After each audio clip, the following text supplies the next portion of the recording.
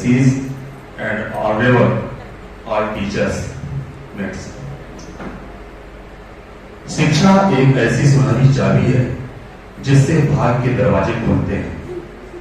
Education is the most powerful weapon which you can use to change the world. वास्तव में और ये जो चाबी है, इस चाबी को हम निर्माण करते हैं, हम सभी शिक्षक, राष्ट्र निर्माता हैं. और इस राष्ट्र को बनाने में जो निर्माण का कार्य है, प्रत्येक बच्चा एक ईंट की तरह है. उसको शिक्षित करके, संस्कारित करके, चित्रवान बना करके एक राष्ट्र का निर्माण हम करते हैं. जानते सब कुछ है, जैसे प्रभुपाद जी से कहानी में लिखते हैं, ज्ञान दो कुछ क्रिया भिन्न है, इच्छा पूरी क्यों हो मन की, एक दूसरे से मिल न सके, यह विडंबना जीवन की. जानकारी सब कुछ है, केवल क्रियान्वयन करने की आवश्यकता है. हम क्रियान्वयन करें अर्थात उसको अपने फील्ड पर लाएं. यहां पर बात हो रही है बालिका शिक्षा की. बालिका अभी हमारे समाज में बहुत अशिक्षित है, इसलिए तो इसकी आवश्यकता हुई. बालक को तो उतना नहीं कर रहे हैं. और सबसे बड़ा अवरोध मैं देख रहा हूं समाज में, तो उनके अभिभावक ही हैं. माता शत्रु पिता बैरी येन बालोन पाठकर न शोभते सभा मध्य हंस मध्य भको यथा. माता पिता को उत्कृष्ट बताया गया है हमारे शास्त्रों में, लेकिन ये भी कहा गया है कि जो माता पिता, जो अभिभावक अपने बच्चों को शिक्षा नहीं देते हैं, वे शत्रु की तरह हैं. माता शत्रु पिता बैरी, शत्रु बैरी है, दुष्ट है और सभा में बिल्कुल शोभायमान नहीं है, जिस तरह से हंसों के मत में कोई बंगला होता है. बालिकाओं को शिक्षा इसलिए देना जरूरी है कि जब हम एक बालक को शिक्षित करते हैं तो केवल बालक को शिक्षा दे रहे हैं, लेकिन एक यदि हम बालिका को शिक्षा दे रहे हैं तो एक पूरी पीढ़ी को शिक्षित कर रहे हैं. पूरी पीढ़ी. किसी बालिका का जब वह आगे आती है और माता स्वरूप में होती है और आगे पीढ़ी के निर्माण में जब उसका योगदान होता है, तो उसके जो विचार होते हैं वो ट्रांसफर होते हैं. मैं समाज में देखा हूं, यहाँ तो शिक्षा की बात हो रही है, ये माता अशिक्षित भी है और यदि उसके मन में है कि मेरा बच्चा पढ़े, मेरा बालक पढ़े, तो 100% इसका प्रभाव बालक पर जाता है. ये माता चाह देती है. और माता जब शिक्षित रहेगी तो उस तरह से और सोचेगी मेरा बालक और बड़ा अधिकारी बने और आगे जाए. तो बालिका शिक्षा के लिए हम सभी यहाँ पर विचार करने के लिए, मंथन करने के लिए इकट्ठे हुए हैं. तो आज हम ये सोचें कि अपने बालिकाओं को जो समाज में पीछे हैं उनको रोकना नहीं, आगे बढ़ देना. बालक को तो हम भेज देते हैं बिल्कुल, है ना. आप सड़क पर देखे होंगे, बालक निकलता है एकदम हाथ झटकते हुए, ये भाई रुक रुक रुक, और निकल जाता है. बालिका बेचारी रोड भी क्रॉस करती है, गणी सहमी सी बिल्कुल एकदम, थोड़ा आगे जाएगी फिर पीछे आएगी, आगे जाएगी पीछे आएगी. उसको घर से ही हम उसकी मानसिकता को इतना दबा देते हैं कि तुम बिल्कुल समाज में मनोबल को जिसको करना है गिराना. तो यहाँ पर आवश्यकता यह है, कहने का तात्पर्य यह है कि उसके मनोबल को बढ़ाना है. और परिणाम स्वरूप आप देख लीजिए, जब रिजल्ट आता है हमारे सीबीएसई का, यूपी बोर्ड का, किसी भी राज्य का, तो बालिकाओं का प्रतिशत सबसे ज्यादा होता है. आज कोई भी ऐसा क्षेत्र नहीं है जहां हमारी लड़कियां हमारे समाज की, हमारे घर की उच्च स्थान पर नहीं. मैं नाराज हो गया, थोड़ा उनको जल्दी से नाश्ता पानी नहीं मिल पाया, तो हमारी दादी, उस समय की दादी बोली कि काहे नाराज हो रहा है, कौन तुम्हारे इंसल्ट की हुई है. मैं कक्षा 5वीं में था, गंदाई क्लास नई चीज बोली थी, इंसल्ट की. इंसल्ट मैं डिक्शनरी मुझे देखना पड़ा कि इंसल्ट का अपमान होता है. वो हमारी दादी थी उस समय पर. तो मुझे लगा जब इनको इंग्लिश पढ़ाई जाती थी, इंग्लिश नहीं जानती, बिल्कुल जानती.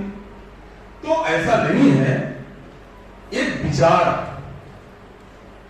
का एक बीज रोपण करना है समाज में कि लड़कियां सब कुछ कर सकती हैं, उनको पढ़ाना है, आगे बढ़ाना है, तो हमारा भी कल्याण होगा और आगे भी. अब प्रश्न ये उठता है कि हम क्यों नहीं चाहते कि हमारे घर में बालिका न आए. सबसे बड़ी समस्या. सब कोई जानते हैं, सर्वज्ञ जानते हैं, सब कोई नॉलेज है कि दहेज प्रथा. दहेज प्रथा इसलिए ऐसा है कि हम चाहा गया धन की पूर्ति करने में असमर्थ रहते हैं. तो जब बालिका को पढ़ाएंगे तो बालिका जब सक्षम हो जाएगी तो बड़े बड़े बालक आकर के हाथ जोड़ेंगे कि अपनी बालिका को हमारे घर में आप आने दीजिए, उनका पदार्पण, तो ये समस्या दूर हो जाएगी। और कहने की आवश्यकता है, जब हम घर में बैठते हैं, हमारे दो बालक की बालिका रहती है, आप मांगते हैं एक गिलास पानी तो दोनों बालक खड़े रहते हैं, बालिका सबसे पहले जाकर के पानी लाती है दौड़ करके। तो जब हम पढ़ने के लिए बोलेंगे तो नहीं पढ़ेंगे, बिल्कुल पढ़ेंगे, हम उसको रोके नहीं, उसको आगे बढ़ने दें, निश्चित पढ़ेंगे। इसके लिए विभिन्न प्रयास किए गए। RTA है, शिक्षा का अधिकार 2009 में, निःशुल्क बाल शिक्षा का अधिकार अधिनियम। अब जैसे उसको कहा जाता था खाना बनाओ तब तुमको जाना है, तो बहुत सारे स्कूल में सुविधाएं प्राप्त हो गई हैं कि मध्याह्न भोजन की व्यवस्था है, यूनिफॉर्म का वितरण हो रहा है, NGOs हमारे ये सब काम कर रहे हैं। तो हम सभी जब इस तरह से मिलकर के काम करेंगे तो निश्चित तौर पर समाज में एक परिवर्तन होगा, और यह जब परिवर्तन होगा तो हमारा जो लक्ष्य है उसकी पूर्ति होगी। बढ़ चले हैं पग डगर पर, ले नए संकल्प प्यारे, छोड़ करके इस धरा को, उड़ चले हैं नभ के द्वारे। आस है विश्वास है, छू ही लेंगे ध्रुव शिखर को, नाव आएगी किनारे, पार कर सागर लहर को। देखना पीछे न पग डगर से बढ़ के कभी, डगमगाएंगे कदम यदि याद कर संकल्प भी, लौटना संभव नहीं है पर चले यदि राह पर, क्यों नहीं मंजिल मिलेगी आ गए जब लक्ष्य पर। तो हम अपने लक्ष्य को ध्यान में रख रखेंगे आगे जब तक। बिल्कुल बहुत ही सरल काम है, एक तो बिल्कुल सारांशता मैं बता रहा हूं, अपने विचार को परिवर्तित करना है, और यह विचार का जो परिवर्तन है तो समाज में लाना है, अभिभावक में लाना। अभिभावक भी तैयार नहीं होते हैं तो समाज में इस तरह से इसका प्रचार करना है कि घर की लड़कियां सब कुछ कर सकती हैं, और स्कूल उनका नामांकन हो जाए। नामांकन के बाद जरूरी है ठहराव, सबसे जरूरी है ठहराव। नामांकन तो हम कर लेते हैं 100%, ठहराव का तात्पर्य प्रतिदिन लड़कियां स्कूल आने लगे। और स्कूल आना इसलिए जरूरी है, स्कूल आने से, शिक्षित होने से ही सर्वांगीण विकास उसका होगा। और जब स्कूल बालिकाएं आने लगे या अभी हमारे लिए प्रयासरत है, तो हम सभी शिक्षकों का कर्तव्य है गुणवत्ता युक्त शिक्षा प्रदान करना। यदि थर्ड स्टेप पर हम नहीं रहेंगे तो सब अधूरा रहेगा लक्ष्य। मैं भी एक शिक्षक हूं, खुले मंच पर खुले विचार अपना प्रस्तुत कर रहा हूं। नामांकन 100% होता है, बिल्कुल सही बात है। ठहराव की जवाबदारी अभिभावक समाज और मेरा विचार।